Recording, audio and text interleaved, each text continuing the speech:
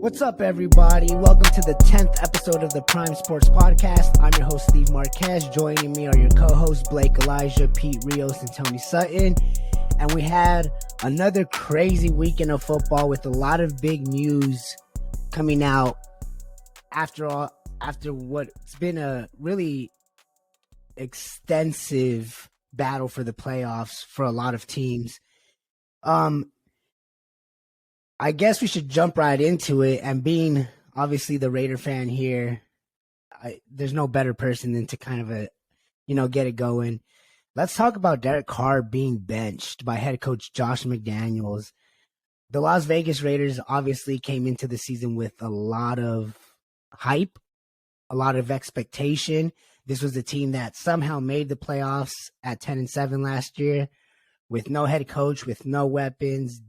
Seemingly Derek Carr pulled it, a rabbit out of a hat to make it. And then you get the addition of Josh McDaniels, Davante Adams, Chandler Jones. And it seems like, okay, for once the Raiders might actually be contenders. And the season has been anything but. As everybody knows, it's been up and down. We've collapsed, 7 times, I believe. We've lost one-score games, the opposite of Tony's Minnesota Vikings. But before I truly dive into the Derek Carr benching, let me know kind of what you guys think about it. Was this the right move? How does this benefit the Raiders? And where does Derek Carr go from this? Blake, how about you get us started? It's a little shocking, especially since it just happened. I was not expecting to see Derek Carr get benched. I think this is just saying a statement that they're definitely at least going to look at the option of moving on from him. I'm not saying that they are guaranteeing that they're going to move on from him, but I think they're going to explore their options, look at what they can get maybe in the draft, or hey, you never know. Maybe they bring Aaron Rodgers to play with Davante Adams in Las Vegas. That would be insane. But I don't know. I think this is just definitely saying that we're going to give up on this season, to be honest. I mean, they have a very slim chance to make the playoffs, but give up on this season, get whatever draft pick that they have, and look at the option of moving on from Derek Carr. Yeah, it's funny you mentioned Rodgers being an option, and we'll dive into all the options that the Raiders could have. But, yeah, when you look at who the Raiders could possibly replace Derek Carr with, as far as free agency or quarterbacks in the league, you have Tom Brady, who's a free agent after this year. You have Jimmy Garoppolo, who both those quarterbacks know Josh McDaniels' system, or Aaron Rodgers, who reconnect him with Davante Adams would be huge, but you would have to trade for Rodgers, and so that makes that a little bit more. You already gave up a first and a second to get Davante. Are you going to trade more draft capital now to get a quarterback who you might only have for 2 years? I don't know. Pete, what do you think of Derek Carr being benched? And do you agree with Blake that this is just them basically throwing the white flag? Yeah, bro, that's definitely what it's got to be. There's really no other explanation besides maybe, I know you've mentioned it before, maybe to avoid an injury and having to pay him no matter what, even if they're already thinking about getting rid of him. But the fact that y'all still, it's far fucking fetched, but the fact that y'all still have a chance at the playoffs and you're benching your starting quarterback is fucking insane to me, bro. I can't imagine that team's going to want to go out there and fight at all after benching the quarterback. But I guess I kind of understand the logic behind seeing some young players out there and seeing what they can do. But overall, I think it's crazy, bro. The fact y'all have a chance at the playoffs and benching them, I don't know how the team gets behind him and behind the coaching staff and wants to keep playing. It blows my mind.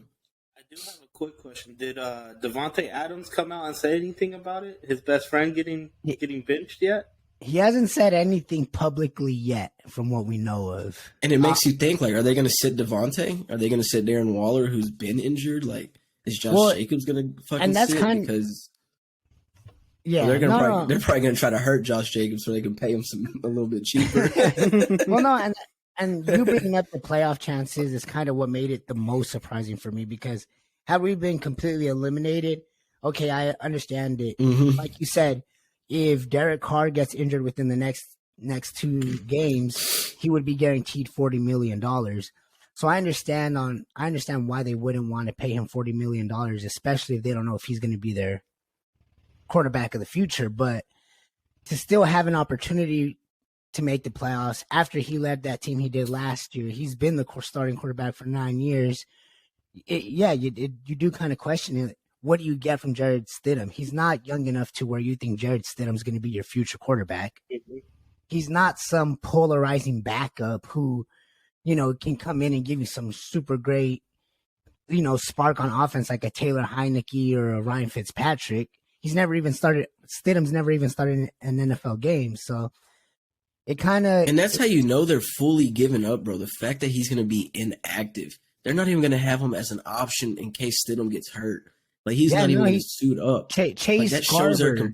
they're completely giving up, bro. Chase Garber is our backup. You guys might not even know who Chase Garber is. I have no clue what it is, but I do know that No, Derek I've Carr never heard actually that. he actually asked with coach's permission to leave the team all together so he wouldn't be a distraction. Yeah, no, and I think, which Tony, that gets me into what I wanted to ask you about the situation is, we can't deny that Derek Carr hasn't played well this season. It's pretty obvious, and I'm a Derek Carr supporter. I've loved Derek Carr throughout his entire career. As much of it's been an up and down roller coaster with him, I am grateful for what Derek Carr has done for the Raiders. But that being said, although it's the most important position, it just feels like let's just put everything on Derek Carr, kind of put all the blame on him. And you know what? He's not our guy. He hasn't been playing well. We've been putting him in positions. It is what it is. That being said, Tony, what do you make of Josh McDaniels as the head coach making the decision to bench Derek Carr? Or how do you think, kind of like you said, how does that impact the team when the team has struggled to have a leader all season long? I think more than anything, it shows that there is an existing and growing rift between Carr and McDaniels. And I think you saw some of that earlier this season, but it comes into question whether or not it's a real thing or if it was just the passion of the moment. But I think this kind of confirms that there's been a rift between those two. And I think I'm a little bit more sure than Blake about the Raiders' desire to move off of Derek Carr. And I think that could also be the best thing that ever happened to Derek Carr. Look at what Derek Carr has overcame. All the bad trades, all the bad roster decisions, all the coaching changes, all the turmoil, all the distractions. There's been so much happening in Raiders Nation the last handful of years, especially with Derek Carr as quarterback. And yet, despite that, he's managed to lead you guys to 2 playoff appearances. No, you guys didn't get out of the first round. One of those wasn't his fault. But he's been the best quarterback this team has had since the early 2000s. And I genuinely think that the Raiders organization has done him dirty in a sense, the way they've kind of thrown him under the bus. And they're doing it through Josh McDaniels because he's the most easy to remove part of the Raiders equation. If this comes back to the front office, then there's going to be some more internal questions and nobody takes responsibility in that front office. But with Josh McDaniels, he's the easy scapegoat after Carr. Oh, it didn't work with Carr, so we got rid of him. Oh, it didn't work with McDaniels and whoever else we got at quarterback. Now we can just get rid of him. When, I feel like ownership and the front office have more of the share of blame for how the Raiders have been disappointing in the recent years, despite having good players on their roster and despite having a good quarterback. Derek Carr was a good quarterback in Las Vegas. He hasn't been that good this year, but I've seen worse quarterbacks not lose their starting job than what Derek Carr has been this year. So I think if Derek Carr gets a fresh start somewhere else, it could be the best thing for him. And we might be talking about this in 3-4 years saying, you know what, them benching him and getting him out of there and keeping him healthy was the best thing they ever did to him. Honestly, they're protecting his value as a quarterback so they can trade him. Teams are going to want to get him and play him if they potentially saved him from an injury, then he could be in a worse situation in 3 years, 4 years. Yeah. I have a question for you, Steve. Go ahead. How shitty would it feel that if the Raiders traded Derek Carr and picked up someone like a Baker Mayfield to be your starting quarterback? Look, like I said, I'm a Carr supporter. I don't want to come on here like, oh, I'm this Carr stan who can't see what Derek Carr has done wrong, who can't put the blame on Derek Carr. But yeah, a lot of my concerns is if you move on from him, who are you going to get that's better? You know, realistically, within these last 2 games, even if we lose them, we're not going to move up more than a spot or 2 in the draft. We're at 8 right now, I believe. So it's not like, oh, we have the possibility of getting a top 5 pick if we don't play him. You know, we're going to be in that 6 to 8 range, I believe.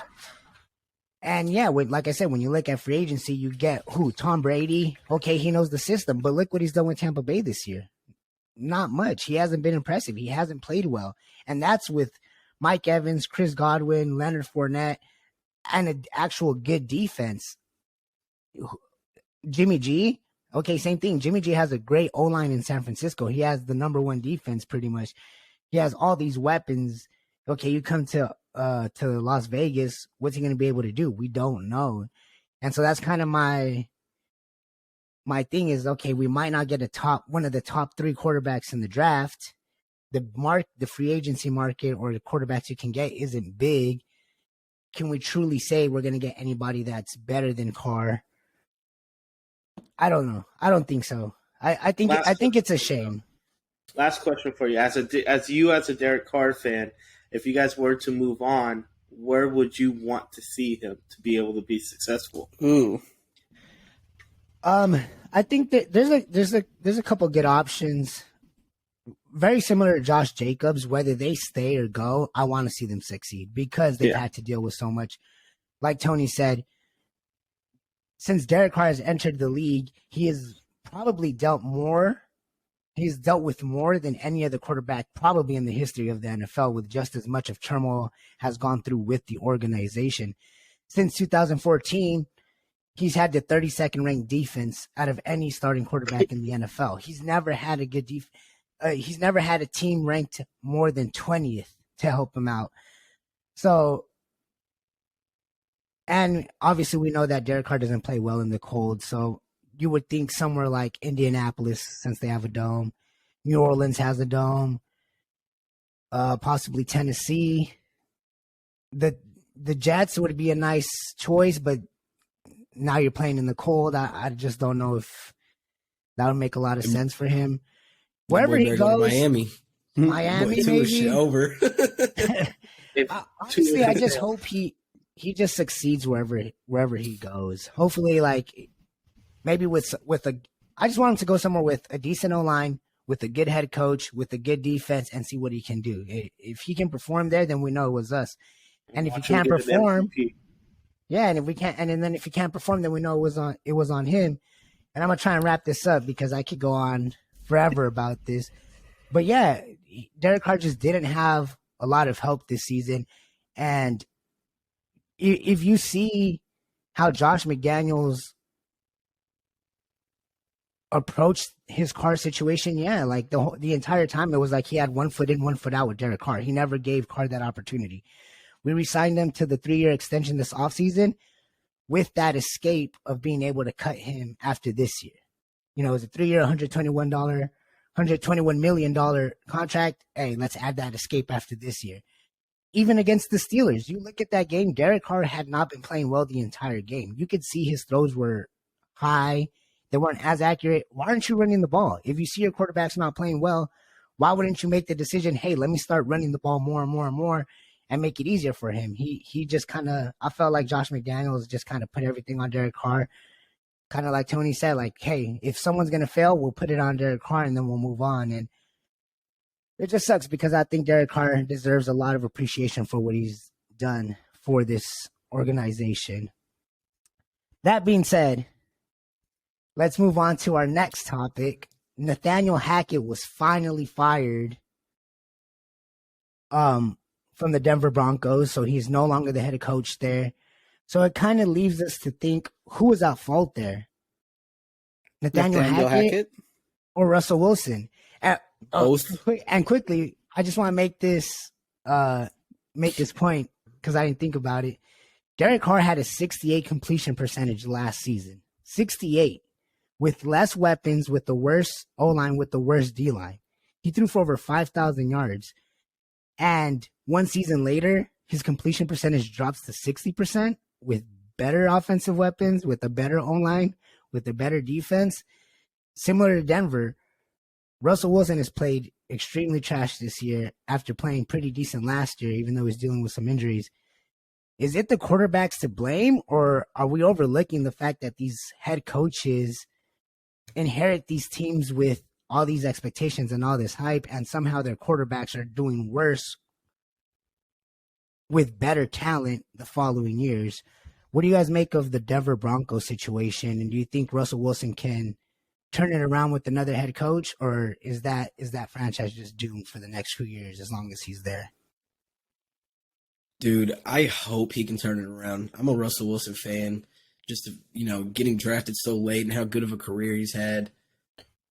But, bro, you just watch him play, and I vouched for him this year, saying, like, you can't go from being, that good for so long to just this horrible with no fall off. Like, it was just, like, there was no gradual fall off, bro. He just fell off a cliff. Like, his play is horrible this year. So, I'm rooting for him, bro. I hope maybe the head coach firing will make a difference. But, I mean, you watch him play this year, bro. Like, his vision's not the same. He can't throw the ball the same. He don't use his legs quite as much. Although, I don't know if it was last game or the game before, he did get quite a bit of rushing yards. He was starting to look like he was going to be okay. But, I mean, overall, I think he's also lost confidence in that team, bro. I mean, look how Judy reacted the other week. And then look how Courtland Sutton acted this week. He was wide open on the sideline, rushed threw a pick, threw it right past him, threw a pick. Like, I don't know, something's wrong with Russ, bro. I mean, and that team was pretty much almost handpicked by him and the coaches, bro. I mean, they went and got him, signed him to a huge fucking deal, and pretty much asked him, what he wanted, bro. So, I mean, I do think losing their running back at the beginning of the season did hurt him a lot because, he lost arguably, last year, a top 10, 15 running back, if not better. So losing that did hurt him a lot, but I don't know. I hope he can turn it around, bro. I mean, maybe he needs to cut that fucking hair, bro, because that shit is not it. I just don't understand the curse that he has. Every single team, no matter who he plays with, has the worst offensive line in the league. Yeah. Every single team with the Seahawks, you see him running around the freaking pocket trying to survive. And going into the season, Broncos were supposed to have an O-line. He comes in, worst O-line in the freaking NFL. I don't understand the curse behind it. I'm rooting for Russell Wilson. Like Pete said, I'm a big fan as well. I think he can turn it around. It's just a matter of, does his teammates have the confidence in him doing so? Because it looks like I know he fucking misses DK and Lockett, bro. I know he misses that shit. Hey, maybe Pete Carroll knew something we didn't. Tony, do you think it was a Hackett issue, or do you think it's a Russell Wilson issue? I mean, I will say one thing. Hackett is the second head coach in NFL history to not make it through their first year as a head coach.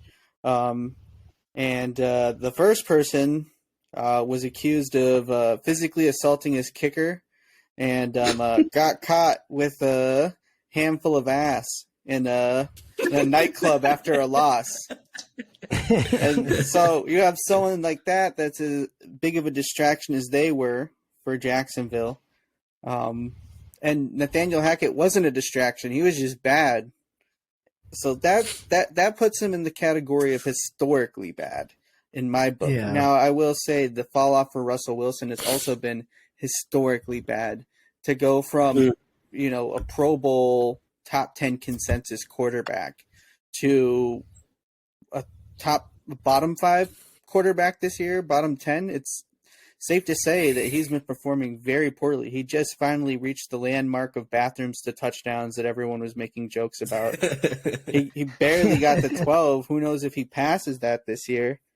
But, I think Russell Wilson can turn it around if he changes the way he approaches things and thinks about just the way he acts. He needs to have an attitude adjustment. And I don't mean that like to say he has a bad attitude. I'm saying that he has a weird ass attitude about everything. It's like Bro, everything. it's like he's just a PR puppet on every occasion. He's so absorbed with saying the right thing and doing the right thing that he doesn't realize the situation around him is that the ship is sinking. Time to show some real emotion. You know, he came show into some leadership. Right. He came into this league with a big chip on his shoulder because he was drafted so late and he wanted to prove everybody wrong. And that got him as far as winning a Super Bowl, right? And being, you know, a Pro Bowler, an all-pro player. And then something just switched in the later half of his career with Seattle. I don't know if he was always that way or if something happened to him, but he just changed. He just became this robot version of Russell Wilson. He lost his passion and started doing more commercials and just always the same smile and stupid look on his face. Broncos country, let's ride. Let's ride. I do got a quick question. I don't want to get out of topic or push this too long, but if Russell Wilson doesn't turn it around next season, do you think it hurts his odds for Hall of Fame? No. I mean, hurts them, yes, but I don't think it like. Yeah, I think it does. Really? Do you think if he never comes back and turns it around in the slightest for the next, let's say 3-4 seasons, it's like this? Does he make the Hall of Fame? If it stays like he's this, not gonna, I think it affects he's not gonna it. play that long, bro. If he has another season like this, bro, I think he's done. Like he signed a Steve, 5-year I contract. I think Pete Carroll might have known something, bro. That motherfucker went and chased the bag. He got the bag and knew what the fuck I mean, was gonna think about happen. it. The Seahawks passed over him twice in that draft too. It's not like, oh, we thought Russell Wilson was our guy and we drafted him. Like, no, they paid Matt Flynn like $72 million that offseason. They obviously didn't think highly enough of Russell to draft him in the first 2 rounds. They saw him in the 3rd round. They're like, all right, let's take a chance on him. They didn't even know he was going to be the starter. It wasn't until whatever Pete Carroll saw in training camp, in OTAs, in preseason, that was like, all right, I know what I can get out of Russell, and I know it's going to help us. They had a good running game with Marshawn. They had a really good defense, Legion of Boom, obviously. So, no, I agree, Pete. I think Pete Carroll obviously knew something that we probably didn't, and he knew how to get the best out of Russell Wilson. But, yeah, to answer your question, like, I think it does hurt him. I do think it hurts his chances. If he doesn't have another decent year for the rest of his career, he's not a first ballot. I don't think he's first he ballot. won his Super Bowl, but what did he do? He threw an interception that lost them their next Super Bowl. He was injury riddled for the next 2 seasons following that. And then he goes and has one of the worst seasons out of what everybody thought was a future Hall of Famer, where he was supposed to be even better. And so, yeah, I don't know. If you're asking me, I think it hurts his chances. Yeah, I don't think he's a first ballot anymore at all. I mean, I don't think But- he ever was. Was Russell Wilson ever the best quarterback in the league? No. No. No. But you could argue he was top 5 for probably a good 5 seasons in a row, though. The fact that you got to argue it, though, says something. Yeah. Well, speaking of Hall of Famers, I think that's the perfect time to introduce someone who will be a future Hall of Famer, hands down, first ballot, J.J. Watt, who was just the poster child for Defensive Player of the Year for the longest time in the NFL until Aaron Donald came in. And he's had, obviously, a ridiculous career. We mentioned his receiving touchdowns. He obviously won Defensive Player of the Year 3 times with the Texans. And he announced that this is his last year. He announced his last game with the Cardinals in Arizona was his last home game, and these last 2 games will be his last. What do you guys make of J.J. Watt? Where do we rank him as far as best defensive players of all time? Because you can argue he was the most dominant defensive player in the league for a good 5 years. And that being said, we had this conversation a little bit earlier. is the Watt family the greatest football family in NFL history, or do we think, or can we see It might TJ be the Watt Manning possibly family. surpassing JJ? Might be the Manning Madden? family. I think Manning, they might be. yeah. They got Eli and Peyton, and I mean, Yeah, their dad. Dad is Archie's a Hall of Famer, right? yeah, I'm pretty sure he is. And then wouldn't it be Archie the second or the kid coming up? Yeah, In Arch Manning, the one Arch going to Manning. Longhorns. Arch Manning, yeah, he could end up in the Hall of Fame potentially. So- I don't want to get too ahead I of mean, I was myself. gonna say, don't get too ahead of yourself. I'm just there's a possibility, but I think he's definitely a top 10 defensive player of all time. You know, if you're at least talking about like, you know, defensive linemen, like front seven, not including the secondary, I'd say Yeah, there you go. I was about to say, I think Yeah, I was if, gonna you're say counting if you're counting linebackers too, bro, that's hard to put him in the top 10. But I can see D line. yeah. Definitely. he's really good though. I mean, for 5 years he was hands down the best defensive player in the league. I He mean, was. one of the best seasons we've ever seen from a defensive player. I still think Yeah. he should have won MVP that year. Honestly, His numbers were insane, bro. you just don't see that from anyone. But well deserved. He'll be a first ballot Hall of Famer for sure. Yeah, he finished with 111 and a half sacks, 2 interceptions, 580 tackles.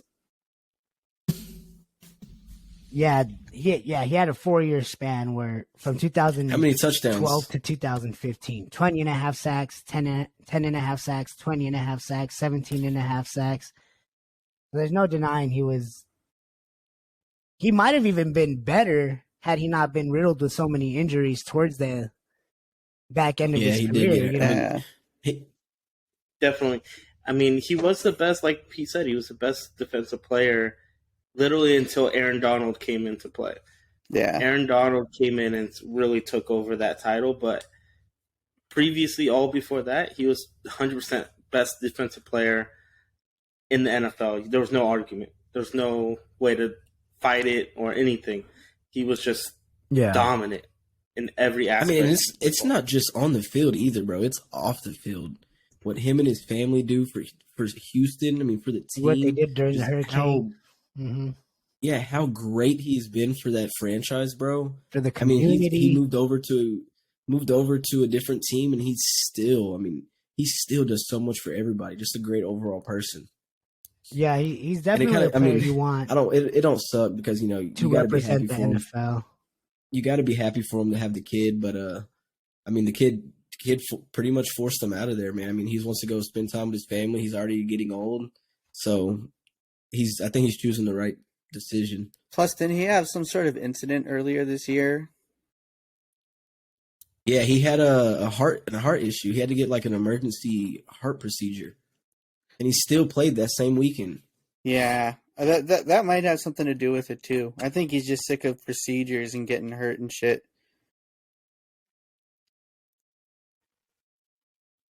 But I will tell you who wears that crown now. I give it to Nick Bosa, bro. That Oh, yeah. motherfucker is I dominant. thought you were gonna say Michael Parsons. I was waiting. No, bro, you Nah. gotta give that shit to Nick Bosa, bro. Yeah, Definitely. Nick Bosa's I been don't killing think it. nobody is better than him right now on the defensive side of the ball. He's just so dominant. Consistently, he's been the best player this season, defensive player this season for sure. Yeah. There's some people that will have little spurts that, they look like they're up there with him, but then he just, like you said, he's just so consistent, bro. I mean, he's so fucking strong, bro. I mean, you see him throw around these offensive linemen like nothing. But we can Yeah. go on from there. Yeah. Some other news is Ed Reed is finally a head coach for Bethune Cookman College. Great. So he's following in Deion Sanders' path, and let's see if hopefully he can succeed as well, because Ed Reed, obviously, arguably the greatest defensive back, maybe along with Deion Sanders of all time. So Is the greatest. so hopefully Ed Reed has success in his coaching career, and all best to him. That being said, we're going to take a quick break, and then we'll jump into our game recaps and previews. We'll see you guys in a moment. Trying to do it again. Here comes a blitz by the Giants. Cousins to the end zone for Hawkinson. back, everybody. Here with our game recaps and our game previews from this past weekend's games. Tony, get us started off with the Vikings, who had another game-winning drive against the New York Giants. It was a game that was a lot closer than a lot of people thought, but we figured, hey, the Vikings are consistently playing the same way. They're in these close games, but somehow manage to always win. And you guys managed to win off of Greg Joseph's 61-yard field goal. What'd you make of this game, and what do you see the Vikings gaining from a win like this? Well, I think the Vikings gain just better positioning here to hold down that 2 seed and potentially be within striking distance for the 1st seed bye week as well. So it's always good to, keep winning with the other teams that are winning. We appreciate that. Thank you. And it's also good to see how we compete against a team that we could potentially face in the wild card round, depending on how the next couple of games go here. That being said, I think this is probably one of my favorite games in terms of how the defense played for the Vikings this year. They were uncharacteristically aggressive with their blitzes early in this game, and they were able to get to Daniel Jones pretty consistently here. And then they stopped doing that and went back to their normal shell coverage, bring 4 pass rushers, and kind of keep the play in front of them. And I feel like they had less success doing that. So I hope to see more blitzes from this defense. They did win the turnover battle. They got the fumble. They had the interception. We weren't able to capitalize offensively as much as we would like to off the turnovers. And I just think it came down to Kirk Cousins this week. He was missing a lot of throws. He had a couple of almost interceptions, one that was dropped and another one that looked like it was complete to the rookie for the Giants. It would have been his first career interception, got overturned. He did, fumble the ball going into the ground a little bit. But Kirk Cousins just missed throws, and I think he was really trying to feed Justin Jefferson, and maybe a little too much to try and help him get close to the record. I don't know, but he made some ugly throws. He got sacked 4 times, which is pretty par for the course for Kirk. He's been getting hit almost more than any other quarterback this year. Yeah. But despite that, they were still able to get the job done here, predominantly through the air. Justin Jefferson with 132 yards and a touchdown. TJ Hawkinson, 2 touchdowns, and he mossed 2 Giants defenders for a touchdown. That was one of the craziest catches I've seen from a tight end this year. Coming out party for TJ Hawk. Yeah, for sure. For all the he put on for all the fantasy owners in the playoffs this week. So you love to see that from him. But a 61-yard field goal from Greg Josephs, that's a Vikings franchise record. Shows you how bad our kicking play has been throughout the history of this franchise. So it's good to see it's good to see Greg Josephs hit 2 game winners. Maybe some hope for more consistency in our special teams. We did have a good special teams play this week as well. We had that blocked punt that the Vikings offense also failed to really capitalize off of too much. But it was an ugly win. Both defenses came to play, but the Vikings found a way. They were able to get big splash plays from their air offense and a couple of splash plays from Dalvin Cook. And, another gross Vikings win. Not much. Shout out to Justin Jefferson, bro. He's gonna get it. I think he's got a shot. Bro, I'm rooting for it. He's 240 or something like that. Yeah, I think 208, isn't it? 244. It might be 208. 244. And better not hope he gets it this week, Pete, for fantasy purposes. I know, bro. What? And he's like 26 catches away from the record, I think. Yeah, something like that. I mean, he's close to both records. Yeah, I think he's like 13. He needs to average 13 in the last 2 games or something like that. Dude, I Let me can ask see you him guys getting this. it. Tony and then Pete and Blake, you guys can chime in also. Does it worry you that the Vikings are constantly in these close games? Or is it like, no, the fact that they're able to win these close games is better for them going into playoffs?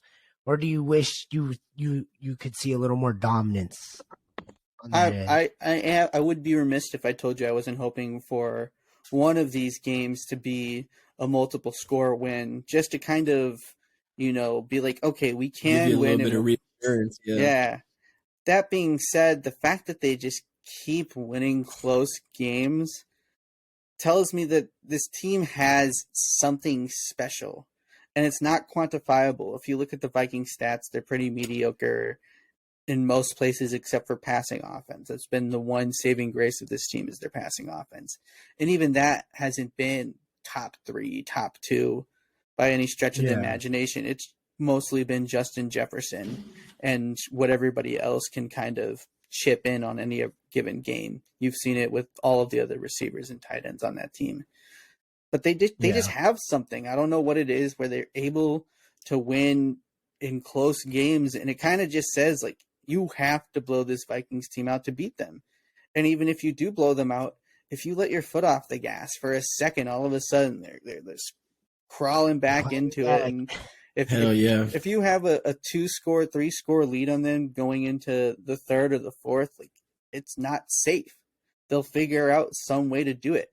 They get turnovers. They get big splash plays from their skill players. You've seen Dalvin Cook get big runs, big screen passes at the end of games.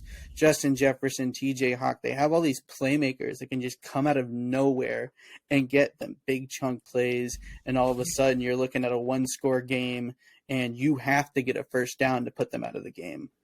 And I'll chime in as well real quick. I know Tony said, obviously you'd like to see these blowouts, these multiple score games. But, dude, I'm a big fan of seeing teams fight in these close games and being able to pull it out. Being a Cowboys fan, a lot of the past couple years, we get into a close game, bro, and we blow it. We lose it. So I love to see teams be able to grind out these close games. They make plays when the plays matter. They don't fold. They just keep the fight in them, and they come back and win. So, I mean, personally, I like it, bro. I don't know. I'm sure Blake kind of feels similar because they've had a lot of close games, and ultimately you want to just be able to get the win, bro. I mean, you can go out there and dominate, but then they're gonna get a little bit of the hype, and they're gonna feel like they're the best, and then they go out there and play, and then they'll get smacked in the mouth. So with these close games, bro, I feel like you kind of avoid that most of the time. To chime in as well, I think it's a good thing to be in these close games. As far as playoffs go and how the Vikings, how I've seen it a little bit recently, they cannot go down by 2 possessions in the playoffs and try to make that comeback. And that's not, I don't see that as winning more than 1 game in the playoffs, doing that type of thing. If they can keep it close throughout the whole game, they show that they can do anything and be able to win any game and be able to win those close games, but they cannot go down by more than 2 possessions against a team like the Cowboys, a team like the Eagles, like the top teams in the NFC. You could do something like that against the Giants, which I do think Minnesota Vikings will end up playing the Giants in the first round. You can do something like that, but against the top tier teams, I'm a little worried if they go down by multiple possessions, can they truly come back in the playoffs when it truly matters most? Yeah. No, there's no doubt. I think anytime a win's a win. So no matter how you get it done, I think it's important that you're able to get those wins and grind them out, which they obviously have. And to your point, Blake, I agree. Once you get into the playoffs, it's a lot more difficult to come back. But if any team can do it, looks like the Vikings are one of those teams that can. Jumping on to the next team, the Raiders, who we touched on a little bit with our conversation about Derek Carr being benched. It was this game that led to his benching. It was the Raiders lost to the Steelers on Christmas Eve. This was yet another game, like many games this season, where we led and dominated and had control for the majority of the game. But as the game went on, you could kind of tell we weren't scoring. We didn't score in the second half. We scored 10 points. Our opening drive, we scored a touchdown to Hunter Renfro. By halftime, we kicked another field goal. In the second half, we didn't score at all. Derek Carr threw 3 interceptions and 1 touchdown. And like I said earlier, Derek Carr didn't play well, at all.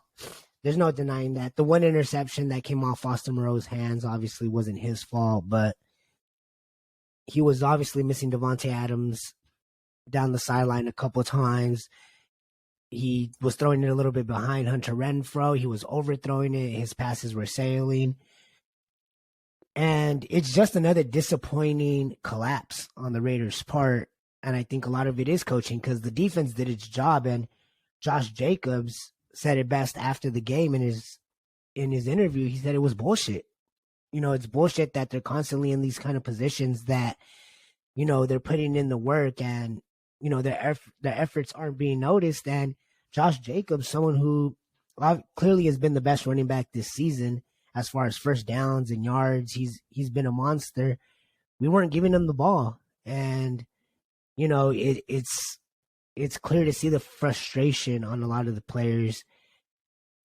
And like I said, a lot of it is on Carr. This was one of those games where I even told you guys this was one of the first times that I was like, okay, we might be ready to move on from Derek Carr because of how bad he played. Like the game wasn't on anybody else when it came to his throws. So it's a little bit disappointing, but you hear players like Josh Jacobs and you see the demeanor of the team, and I can't help but think that Josh Jacobs is out. And I mean, there's nothing really else to say about this game. Just look at the Rams game, look at the Cardinals game.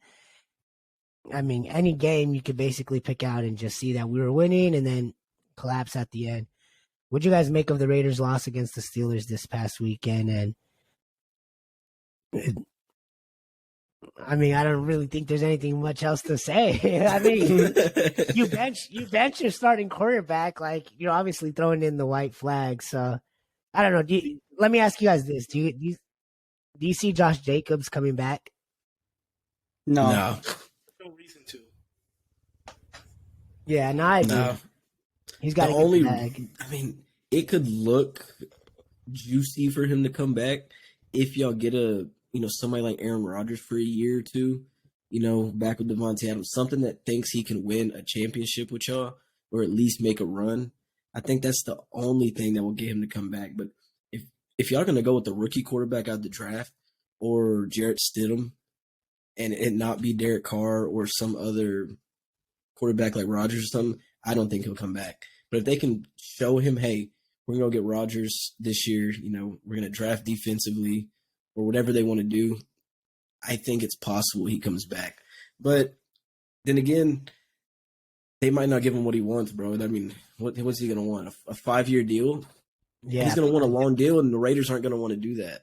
I don't think it's about winning right now. I think it's more of it's his first contract extension or being able to explore and make that money. I think it's a matter of the only way Raiders keep him is they have to pay him more than every other team in the NFL is.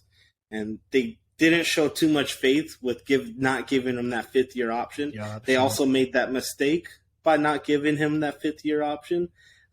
So I think the only way Raiders can keep him up is by showing confidence in him, by giving him like top 5 running back money. So do you think he would go to a bad team? I know the Texans have Dameon Pierce, but like say they were looking for a running back, do you think he'd go to a bad team like that for the money? I think if they threw him the right price, I 100% think. Yeah. Well, I mean, especially with running backs don't really ever get a second contract. Exactly. After the rookie contract, they get that one first big contract, and after that, it's not common for running backs to get them. So it would be foolish, in my opinion, for Josh Jacobs to not take a discount somewhere else. Like, y'all better call Tony Pollard, baby. If he can convince them, like, if we can convince him, hey, maybe take $2 million less to come with us, but same thing. We're trying to keep you as the leading rusher. Obviously, you're the focal point of our offense.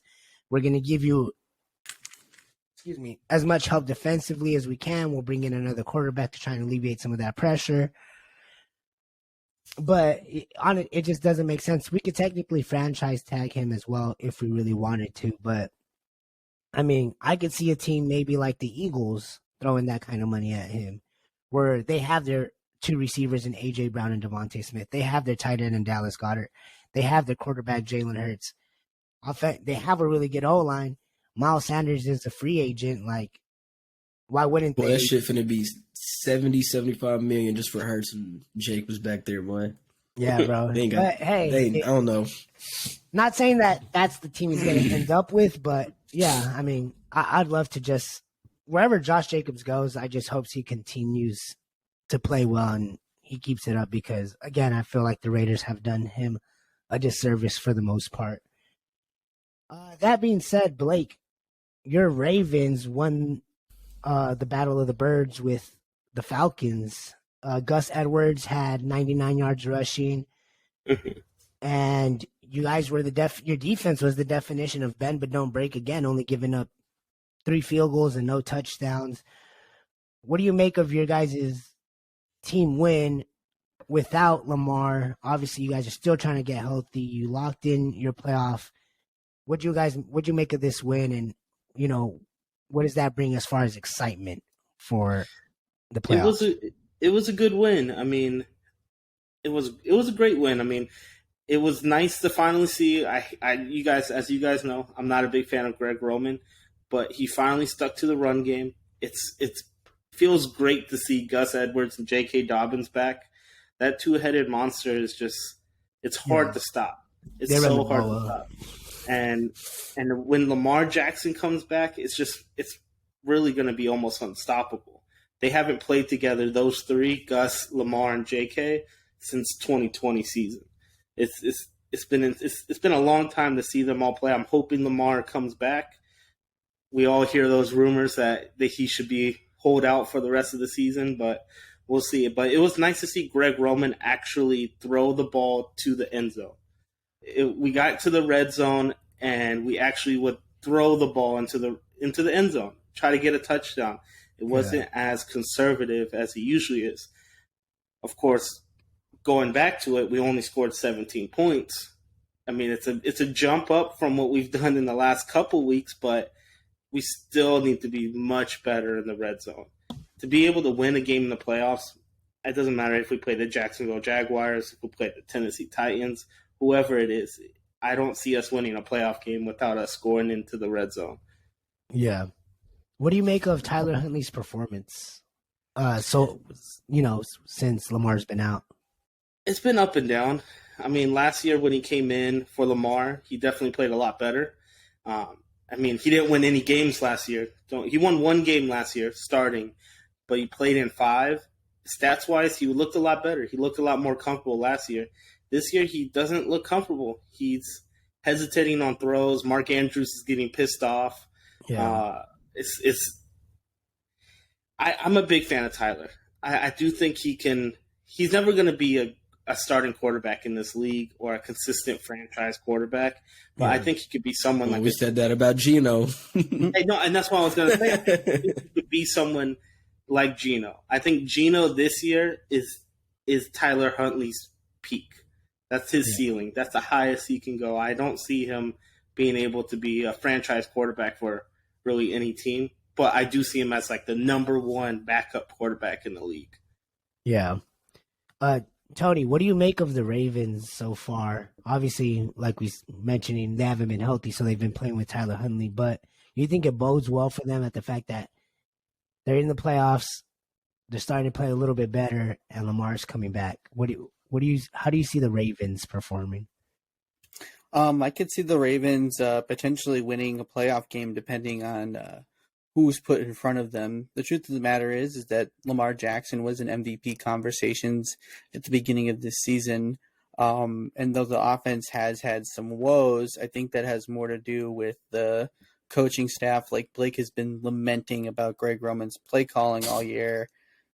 I think it has more to do with that than it has to do with the talent on the field. I think they have a really good running game because they have arguably the best running quarterback in football and 2 good quality starting running backs at their disposal. Yeah. And they have a great defense. they've really been able to get the most out of Roquan Smith on the defensive side of the ball, and he's been a revelation for them. And you see that a lot from the Ravens historically: good defense, good running game. And I think they'll continue to perform at what we would consider the expectation is for that team, is for them to be a playoff team competing in games.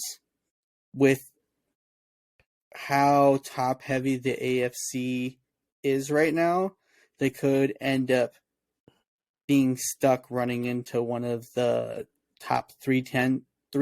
You're looking at the Bengals, the Bills, the Chiefs. All three of those games are losable games for them. I think all three they have the potential to win, but with the other powers in the AFC, they're hoping that they don't have to play one of those teams in the first round if they want to make a real deep playoff push. If they beat one of those teams, I'm sure Blake will be really happy. But They were talking hella shit. They'll be competitive for sure. They'll be able to play teams tough because they just play a real smash mouth brand of football. And Yeah. that's barring all Lamar Jackson coming back. No, I mean, it's tough too because the AFC, I feel like, is so deep this season. As far as those playoff teams go, I mean, literally from 1 through 7, any of those teams can be any of those teams, it feels like. Pete, speaking of birds, you guys played the Eagles in what was a highly anticipated matchup. Obviously, the news of Jalen Hurts not playing was a big factor into how this game was going to play out. But Gardner Minshew came in. He played well. He filled those shoes extremely well. And it was a back and forth high scoring affair with you guys coming out 40-34 at the end. What did you make of your guys' win against the Eagles? And I think, like, is it fair to say that we all want to see a healthy matchup between the Cowboys and the Eagles in the playoffs? Nah, bro. I mean, everybody wants to see that. Everybody wants to, and it would be in a divisional round. So, I mean, it would just mean that much more. You win and you go to the NFC Championship. So, I think I'll make it quick. So, it was obviously a high scoring game. I think what made me the most excited was Dak's mental fortitude, bro. After throwing a pick six at the beginning of the fucking game and going down 10-0 immediately, for him to come out and for his next two drives go 10 for 10, 105 yards and a touchdown, and then for the rest of the game after the pick six, 25 for 32, 335 yards, 3 touchdowns, 142 passer rating after throwing a pick six. His second pick six in the past 4 passes. So to go out there and do that on a fully healthy Eagles defense, I know they lost Maddox later in the game, but the Eagles defense is at full strength. The best secondary in the league per the stats. I mean, I know they don't have Gardner Johnson, but they're only missing one player on defense, but arguably the best secondary in the league. Yeah. One of the best defenses overall. They've played great all year. He was the first 300-yard passer. We were the highest scoring team on that defense all year. So I think our offense played well, and Dak really took the game over, bro. I mean, they took away our running game. We got Zeke and Tony back there. They averaged 2.2 yards a carry. So Dak had to put that game on his fucking shoulders. When it comes to our defense, there was one fumble that was just given to us on a bad handoff. The other fumble we caused and the 2 interceptions, I don't know if y'all seen them. They're pretty crazy interceptions. Both of them reaching over. Well, one of them reaching over the receiver.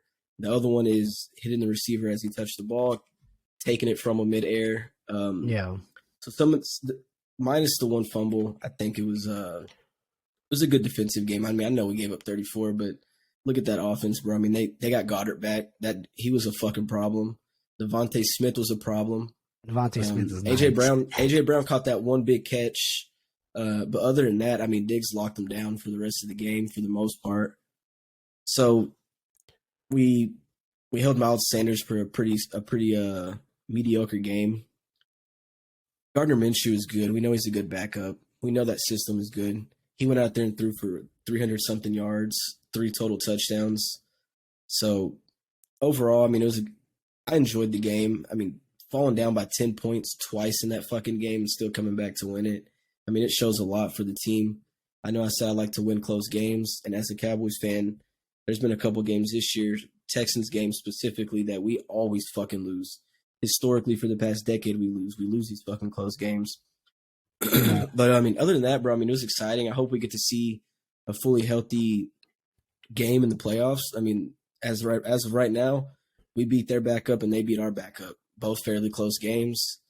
So if they get Jalen Hurts back and we get our defensive players back, because we don't really have many injuries on offense right now other than Tony Pollard.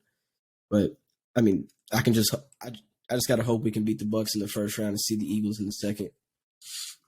Yeah, I mean, I feel like you guys' offense isn't really a question at this point. You guys We've scored consistently 40 points 4 times out in the last 6 games, bro. That's pretty crazy. Yeah. For Dak to have a wide receiver 1 and no clear wide receiver 2, I mean, that's pretty good.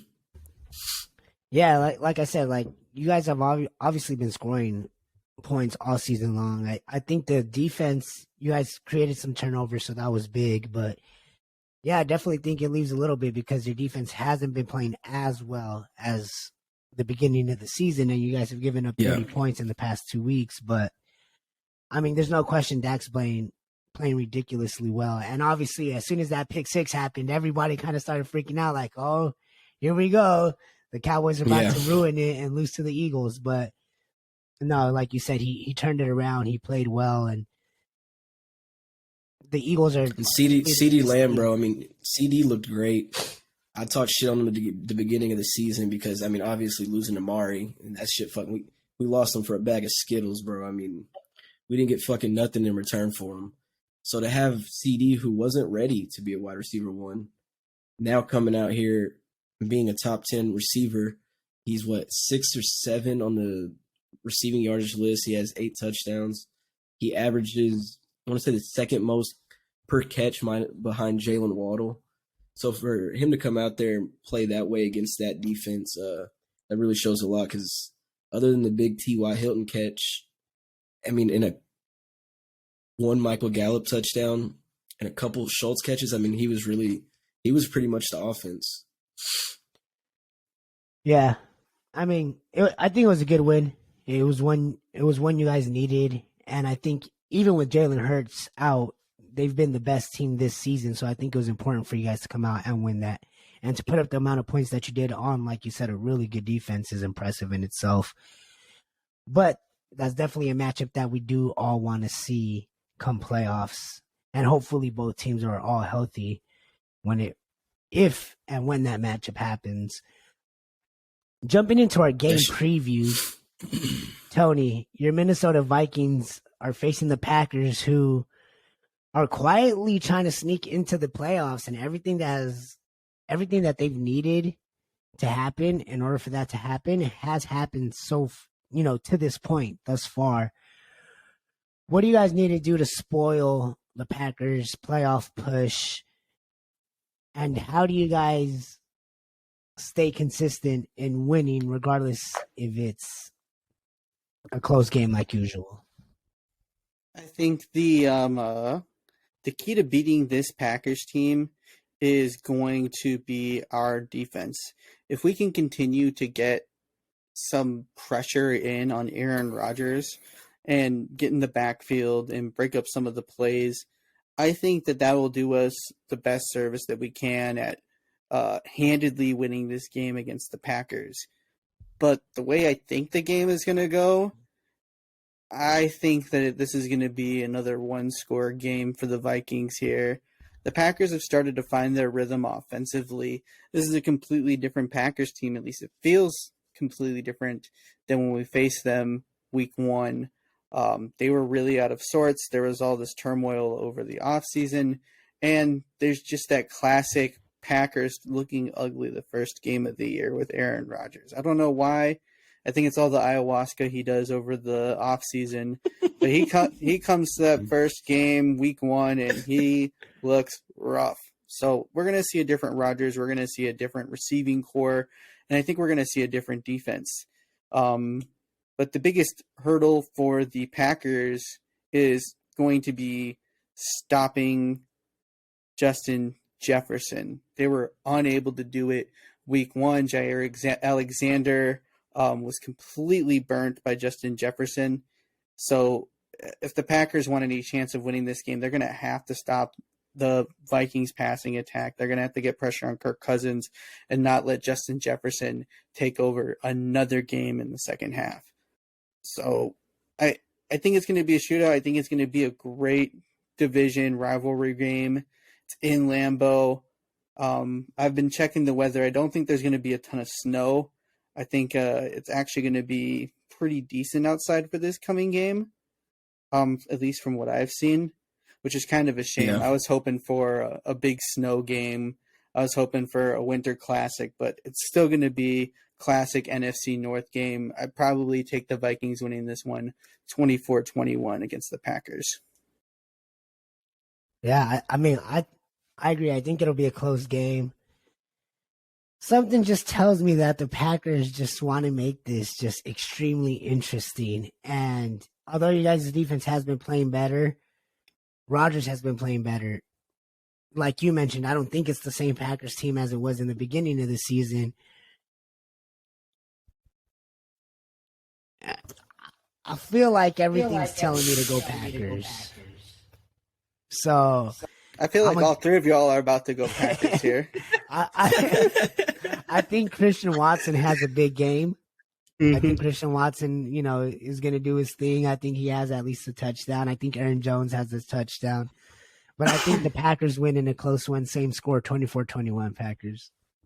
Do you guys both agree with Steve? Do you think it's going to be the Packers? I just want to know. I'll chime in first. I do think this is going to be a Packers win. I do think it's going to be a shootout. I agree with you guys completely. But Steve literally took the words out of my mouth. I think this is going to be an Aaron Rodgers classic. I think this is going to be a game between Christian Watson and Justin Jefferson. I have this being even more of a shootout than you guys have it. I have this 34-31 Packers. And I really think that the end of the close game, one possession streak, is done with the Vikings. Sheesh. All right. Pete? Dude, I'm gonna take the Vikings. I'm gonna take I think I'm gonna take. Buster, bro. You're black. Vikings are 3.5-point underdogs again.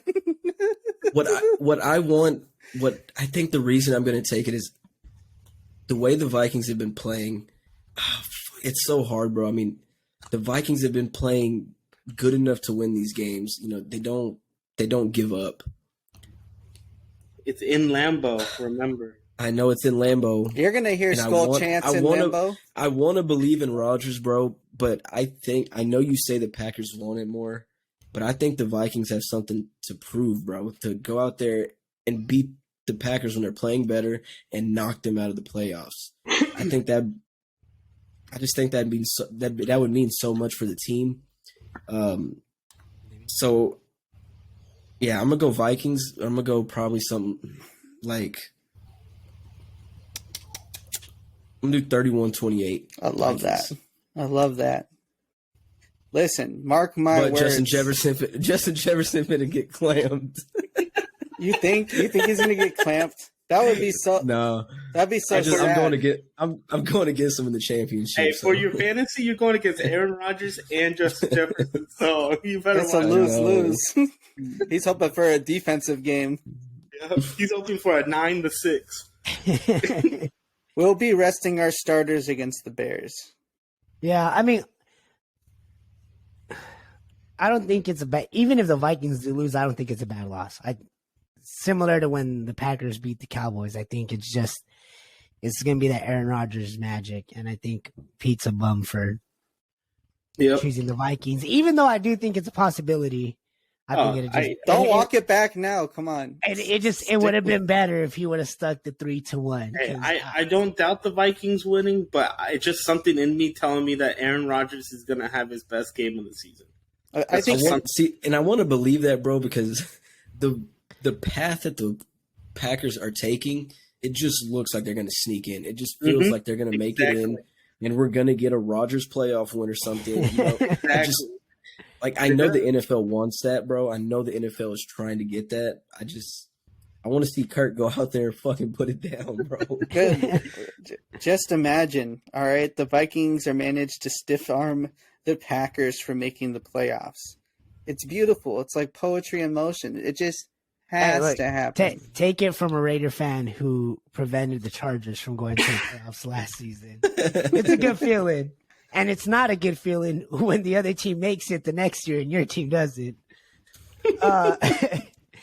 That being said, let's move on to the Raiders preview against the 49ers on New Year's Day. Obviously, the big news is the benching of Derek Carr. So now you have Jared Stidham starting against arguably the scariest defense, the scariest team within the last month or two in the NFL, in the 49ers. You know, I'm be honest here. I don't see a lot of good happening for the Raiders here. If the Raiders win this game, I'd be surprised. It's gonna be 3-0. It's gonna be 3-0. And let me say this, because I'll be 100% honest here. If Derek Carr played this game, I 100% would have chose the Raiders to win, because I feel like Derek Carr just has that. Bro. Listen to why I'm saying it though. Derek Carr sucks against shitty teams, okay? That's not a surprise, but he does perform well against better teams and in clutch situations and at home. Not saying we would have for sure won or anything, but I would have picked the Raiders to upset the 49ers just because I feel like Derek Carr has that. It adds that little bit to it, but he's not. So it's a moot point. Instead, we have Jared Stidham. You know, they're going to focus on Josh Jacobs. They're going to focus on the run.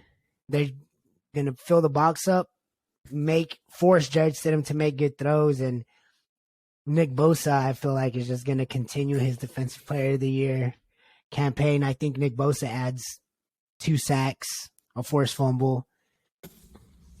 I don't see us moving the ball very well. And yeah, there's just not a lot. Unfortunately, because our playoff hopes are still technically alive, I want to say something to try and give us a little bit of hope.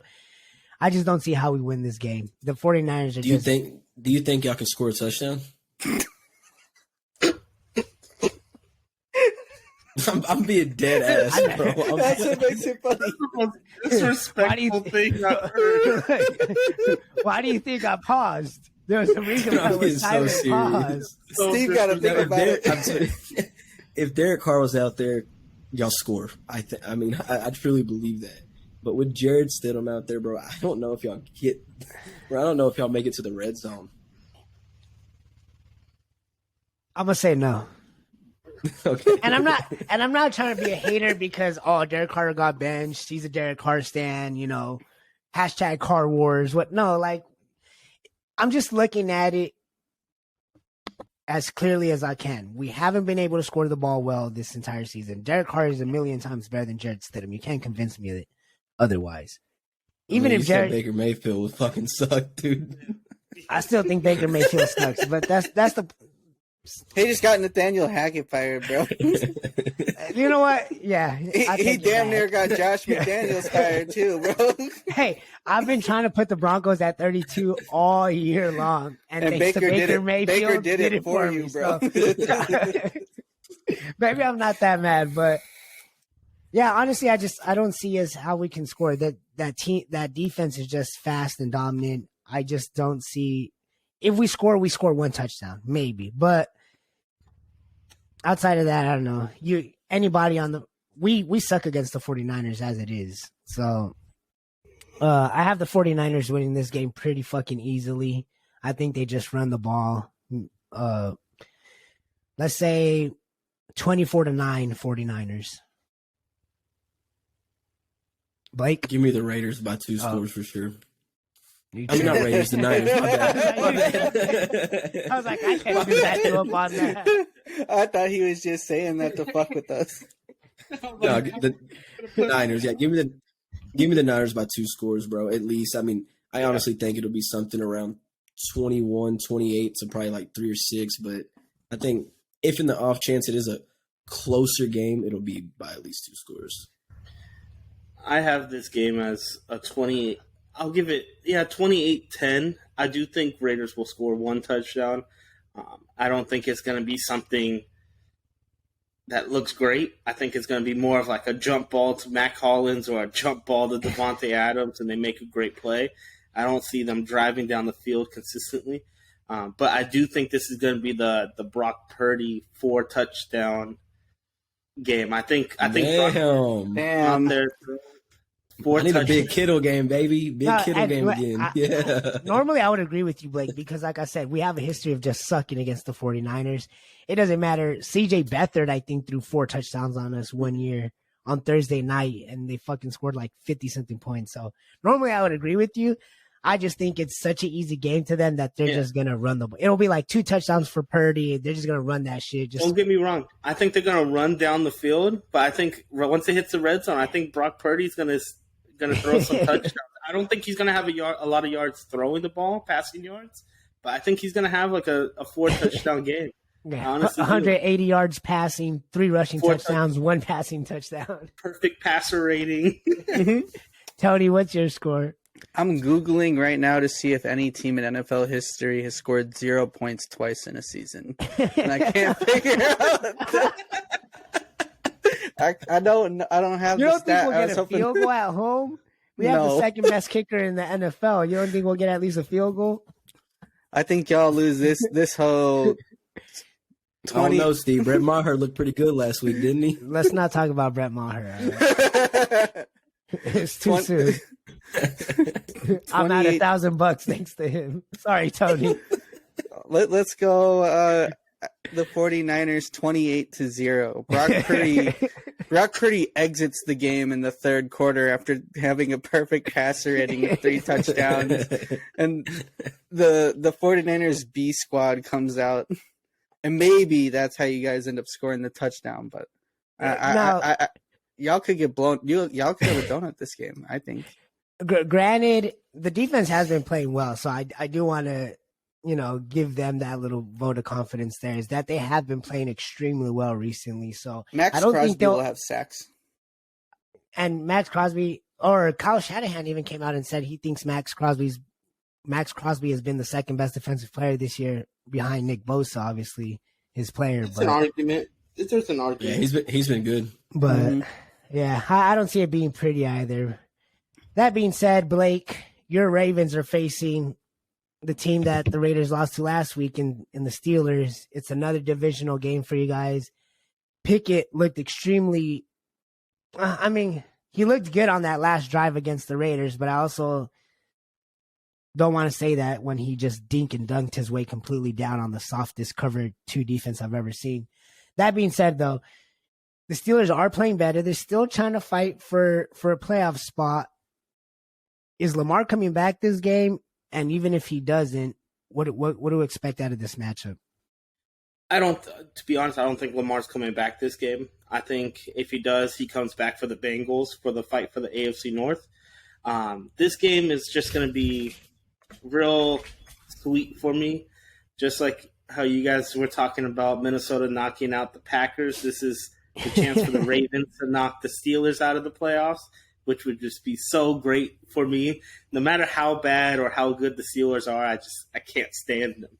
So, but we recently played them week 14, just a couple weeks ago, and we knocked out Kenny Pickett. Roquan Smith with the sack just knocked him out. So, I do think we're gonna win this game, not pretty easily, but we win everything by an ugly win. Yeah. But I do think this will be a 2-possession game. I think our offense gets to the 20 points finally for the first time in like 6 or 7 weeks. And I do think the Ravens defense keeps that streak of going of 4 games in a row for holding an opponent from 14 points or less.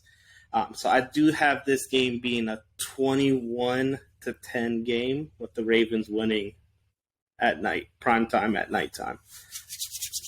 Yeah, I actually have it similar. Again, you said it best. You guys don't blow anybody out for the most part.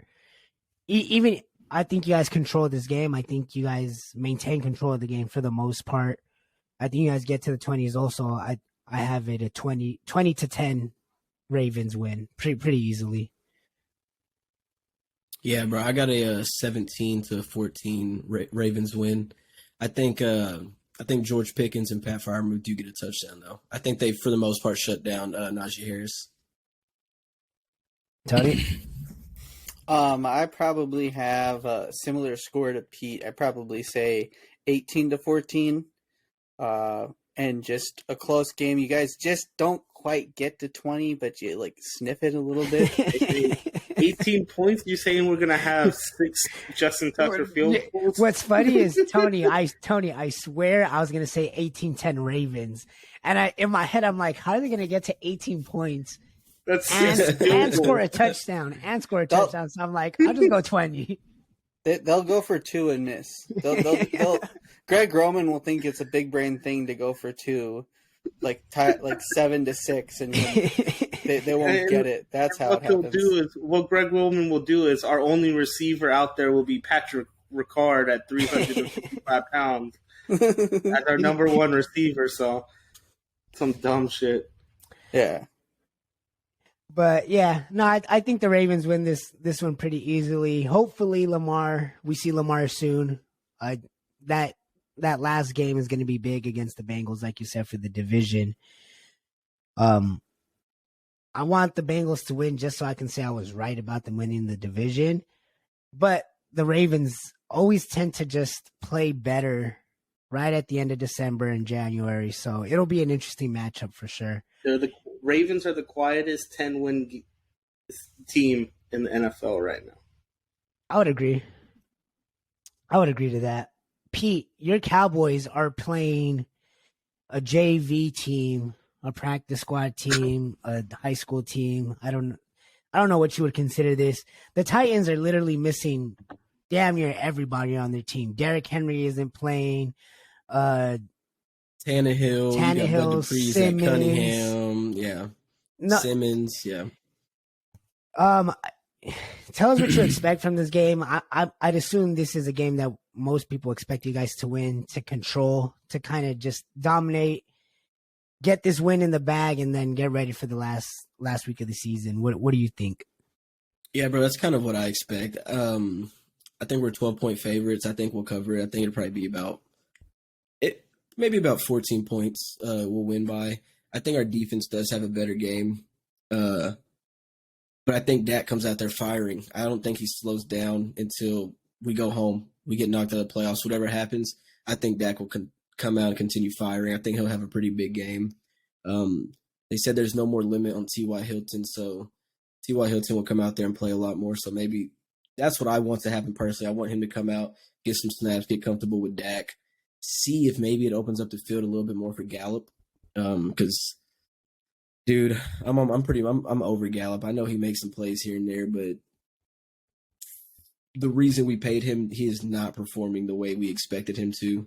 He should have stayed at a wide receiver 3. That's where his fucking role is. Yeah. But I think it's a pretty good win. I mean, it's tomorrow night, Thursday night. I'm excited to watch it on Thursday night. We have our all-white unis. But shout out to the Vikings, bro, because their unis and their field this past week, and that shit was fire. I didn't know they were changing the field, but that shit looked good. Yeah. So I'm excited to go out there and see the white uniforms. Give me the Cowboys.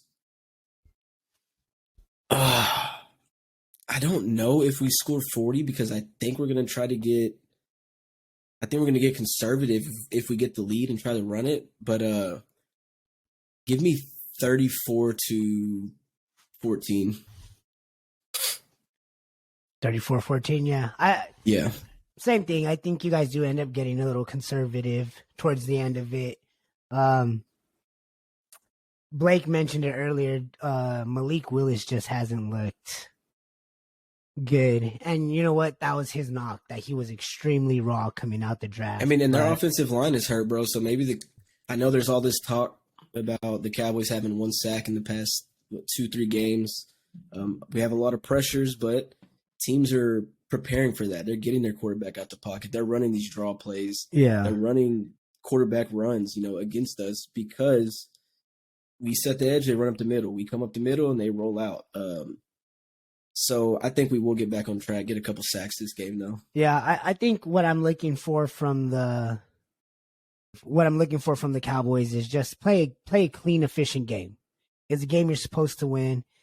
It's supposed, it's not supposed to be a difficult game. Don't have turnovers. Don't make this a close game with penalties, and just do what you got to do. Get out of there. Stay healthy and get ready for the playoffs. I'm excited to see Zeke in the running back role because it's looking like Tony Pollard's not going to play. He traveled with the team. They said he's going to try to work it out in the pregame, and if he can't, then I think you sit him regardless. I don't even know why it's a question. I think you sit him because in the playoffs we're going to need his explosiveness. He goes out there and gets fucking hurt again, bro. That will be tragic. Yeah, that'd be a big loss. Yeah, give me the same thing with Micah. I mean, he's questionable. They said he was going to play. He had a cast on his hand, no MRIs or anything. They said it wasn't needed. But if for some reason he feels uncomfortable out there, bro, I think you put him on the bench too. I don't think you play him either if he's hurt. Yeah, no, like we said, it's an easy game. There's no point in risking it. Give me the Cowboys 28-10 over the Titans. I think Malik Willis has a couple plays where he gets out of the pocket, makes something happen, but overall I think it's a dominant performance. Tony, what do you have the Cowboys? And then Blake, give us your score. I would probably take the Cowboys 28-14. I think they lead the game for the most of the majority of it, and then Malik Willis scores a garbage time touchdown to make it to 14. Man, I wanted to take Titans so bad until Derrick Henry is doubtful. Yeah. I thought this was going to be a classic Derrick Henry 200-plus yard game, 2 touchdowns, but if he doesn't play, even if he plays, I don't think he's healthy. I don't think he's going to be much of a factor. So I have the Cowboys winning this. I kind of agree with Pete when it comes down to the conservative part. So I don't have this as being a super high score. I have this being like a 24-6 game. Dallas Cowboys win. One thing I do not want to see happen, I'm fine with this being conservative, but like if we get into a first down and we don't get no yards, I do want to see them throw it. I don't want to see them run it 3 times in a fucking row and then punt the ball. And I don't want to see Dak. I don't want to see Dak go to the bench and bring in Cooper Rush unless we're up by 3 scores or more. I think you try to keep a momentum. You need to get that offense clicking because if the defense keeps performing like this and letting up 30 points, bro, you got to score on damn near every possession against a playoff team. Yeah. If you can. So you got to at least keep the ball moving. If it's not Tony Pollard, like if he somehow does play, if he goes to the bench, that's fine. But I really don't want to see any of the starters go to the bench. Besides maybe CeeDee Lamb, since T.Y. Hilton will be healthy, but I don't think we see that because Jalen Tolbert, James Washington, they've been inactive, so we don't have many receivers on the roster. We'll just say this. Your receivers are going to struggle this year. Jerry Jones is going to look at that Terrell Owens wanting to come back. Dude, he better not. Terrell Owens is going to be the new Dallas Cowboys number 2. He's going to be... I don't want them to sign him, but if it was like a vet minimum and he came out there and scored a touchdown, bro, that shit would be dope as fuck. It literally just be like, all right, TL, run a quick slant. Dak will put it right in your belly. That's it. Yeah, I mean, that being said, I think that pretty much wraps up our game recaps for this week's coming games. We're going to take our last little break before we jump into our power rankings.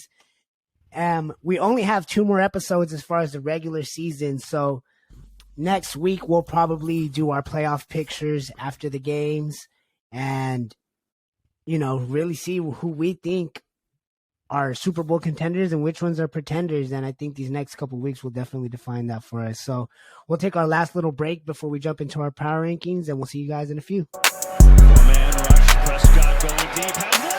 He's got it. And the spin. And he's in. Touchdown, Dallas. Welcome back, everybody.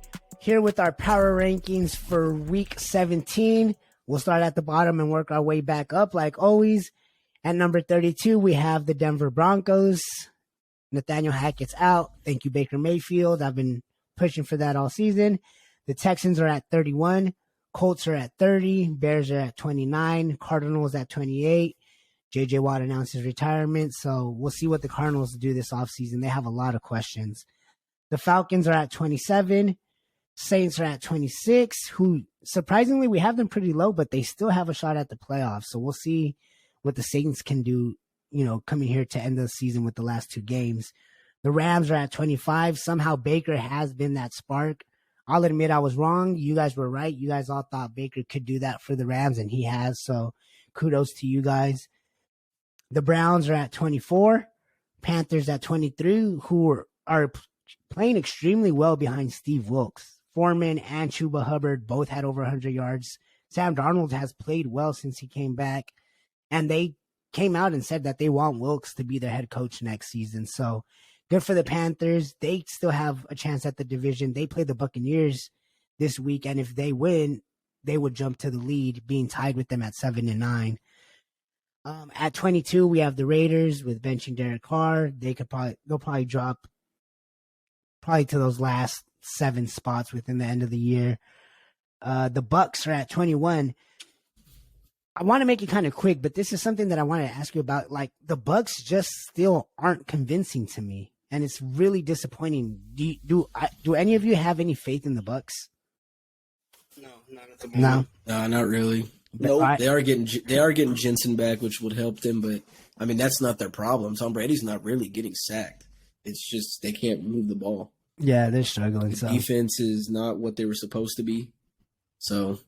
Oh, I'm glad we're all on the page on that, because I felt the same way. They just haven't been impressive. But the Patriots are at 20. They still have a shot as well. Steelers are at 19 after their win over the Raiders. The Titans are at 18. I can see them dropping even more. The Seahawks at 17. Commanders at 16. Jets at 15. Again, the Jets I feel are a top 10 team that are just a quarterback away.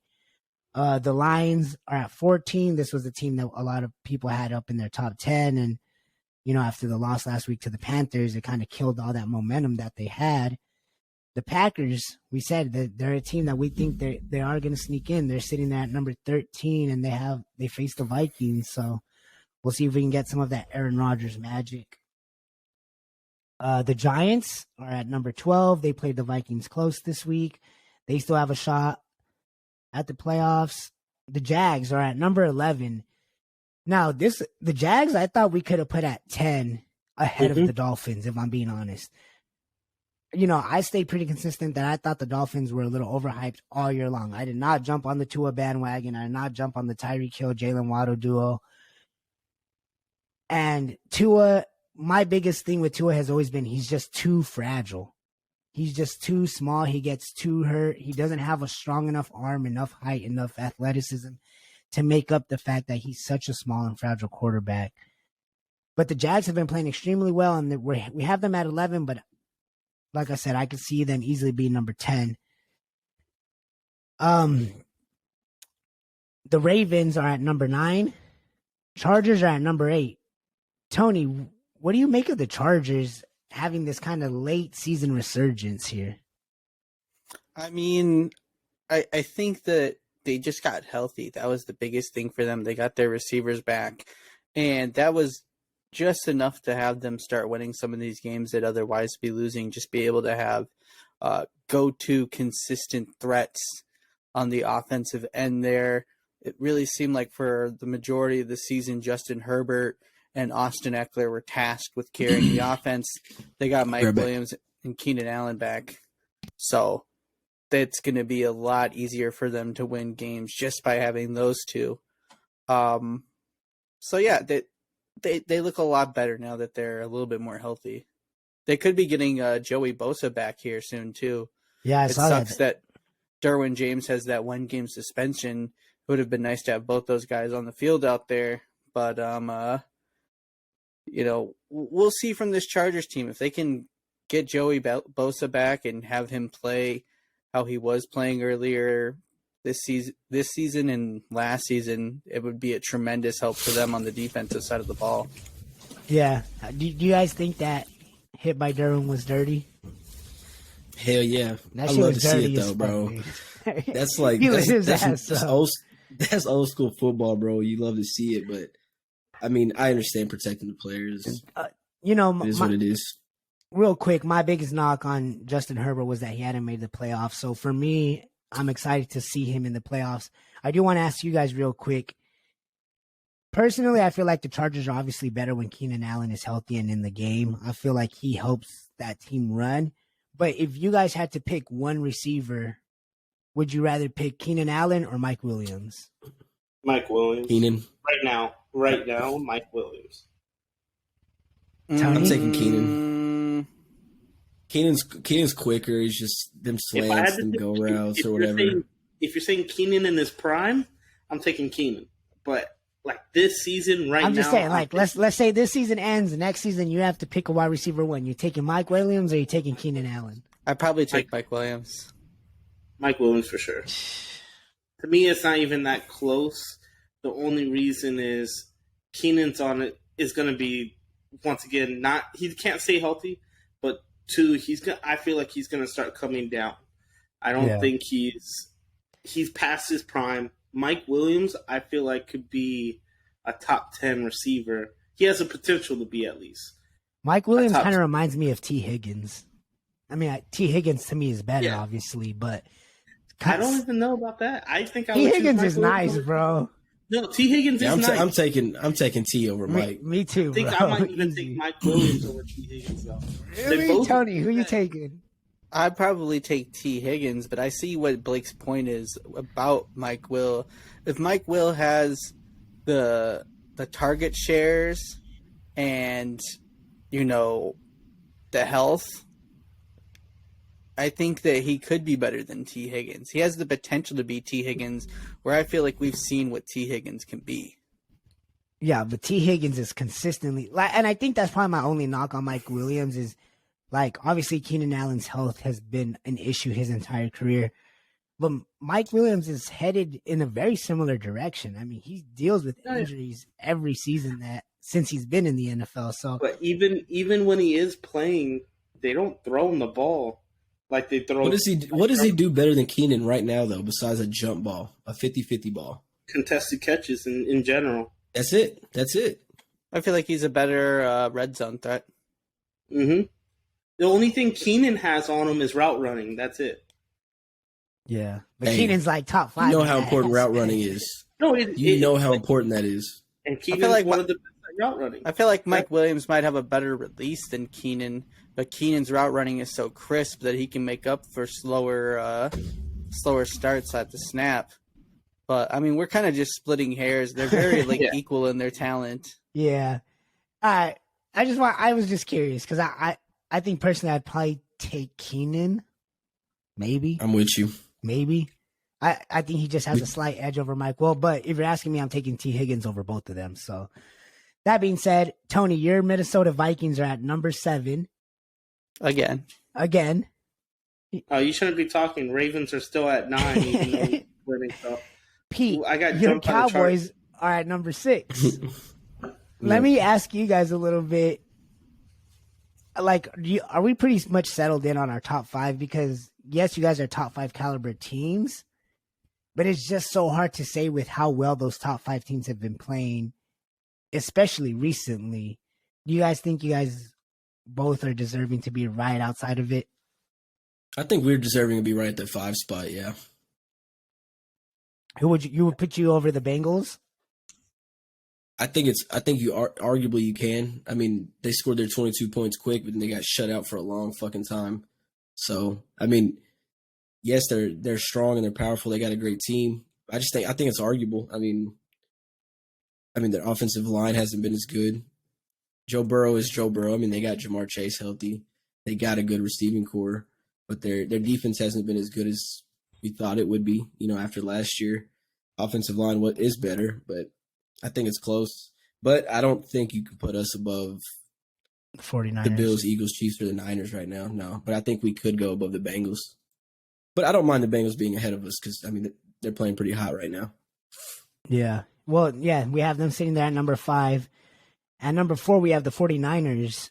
Tony, do you think they're sitting right where they should be at 4, or can we make a case that they should be a little bit higher?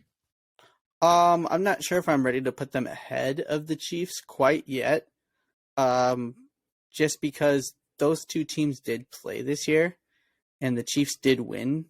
However, this was before Brock Purdy was the starter, and it was right after the CMC trade. Yeah. I think this team has gelled a lot more in the games since then, but I'm just not quite ready to take the Niners over the Chiefs. Brock Purdy is still an unknown commodity. He's been proving himself week in and week out, and he deserves his flowers, but we're still looking at a real small sample size with Purdy. We know what Mahomes can do. We know what Josh Allen can do, and the Eagles can't really fall out of the top 2, top 3 just because they still have the best record in the NFL. They've been playing extremely consistently.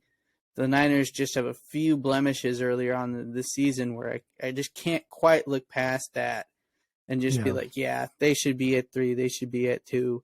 Some people might even be putting them at 1, but they have the potential to be a dangerous team and win a Super Bowl. But right now, if I'm just evaluating how they've played this season, I'd have them right at 4.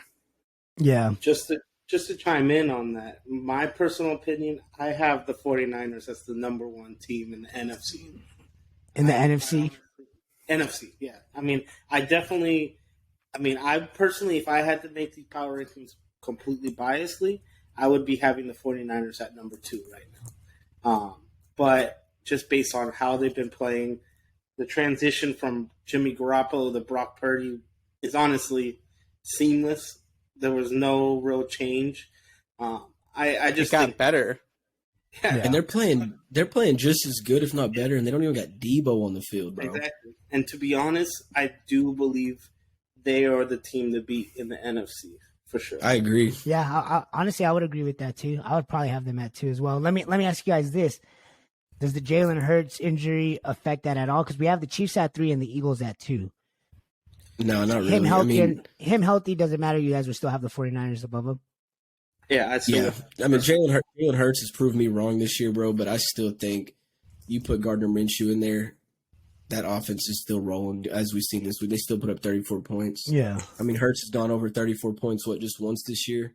So I don't see the big difference. I see the difference in the quarterback play, but as a whole, how the offense plays and the points they put up and move the ball, I don't see a huge difference in points that they would score. You know what I mean? Yeah. How do the Eagles get penalized for that and the 49ers get praised for that? Because you guys both said you'd have the Niners over them because I'd have the Niners over because I think they have the better overall team because their defense is better. Exactly what I'm Their offense is just as good. I don't. How do the three? I just have the Niners over. How the 3 of you guys got the Niners at 2, but we got them at 4 though? Yeah, no, I'm fine. I'm fine with them being at 4. I'm fine with the Eagles being where they're at, but I'm just saying, you could put the 49ers as the best team in the NFC if you want to. Okay. I just been consistent with the 49ers being a threat all year. So I'm going to stand by that. I think they've been arguably the best team since the Christian McCaffrey trade, especially. Now, I think they're at 4 because, like you said, Tony, I think there is a little bit of those doubts. There's still somewhat of an unknown with Brock Purdy. They still had some of those bad losses early on in the season. So if you're going based off this season alone, yeah, I think the 49ers are at 4, but I think it's more of we view them as the best team in the NFC, even if they haven't necessarily. And we haven't seen Brock Purdy in other than, you could say the Bucs, but we just said we don't like the way the Bucs look. You can say the Seahawks, but they've been playing really bad. The Dolphins maybe is another like playoff caliber team that Brock Purdy has actually gone against.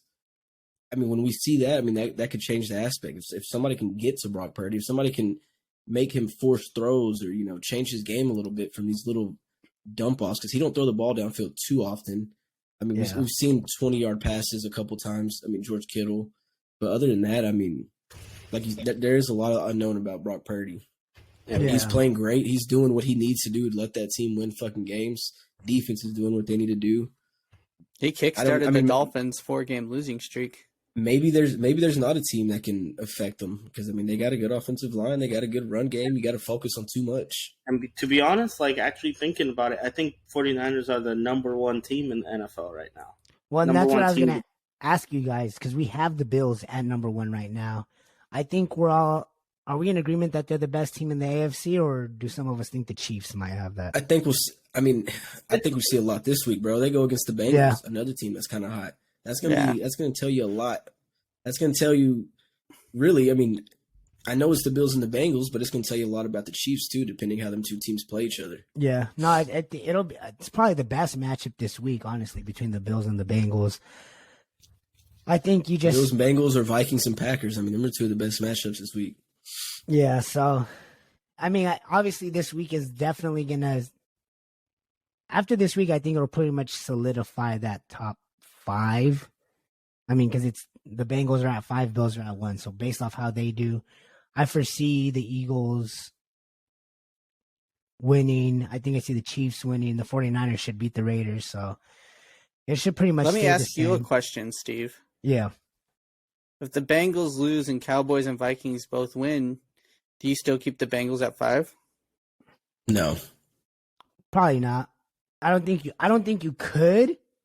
I think because you see them go against another good playoff team in the AFC, and if they can't win it, it penalizes them. But it's like, then we have that argument, like we said. Well, they lost to the number 1 team.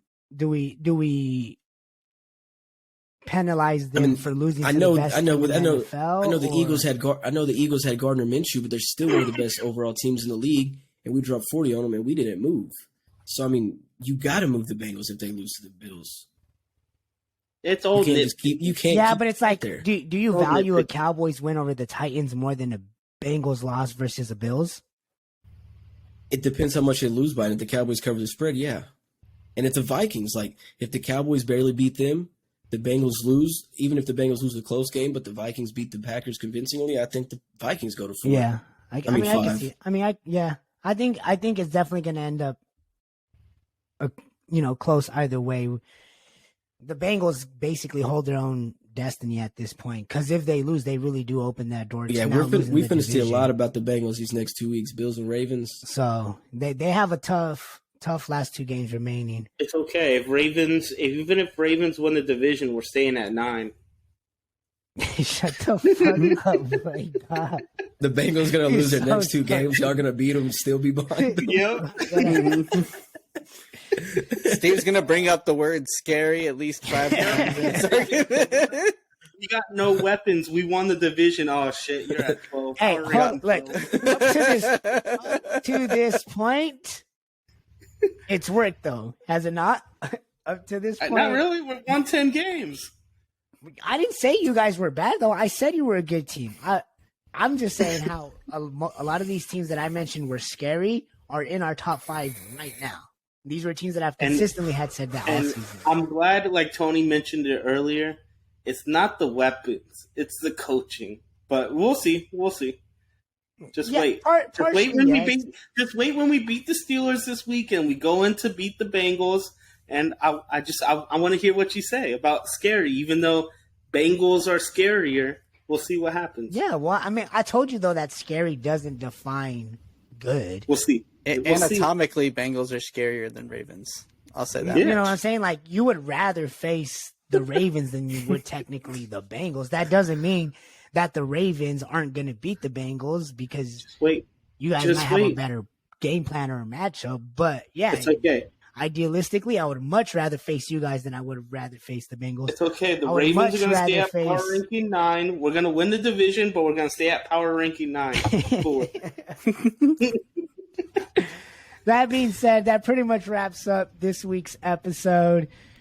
It's been a great season. Obviously, we jumped in like halfway through the season, so it'll be fun to finish off this year and then get to the off season. Obviously, we have some big matchups to end the year, but yeah, from everybody here at the Prime Sports Crew, I want to thank you guys for checking in and joining in with us and listening, and we see you guys next week.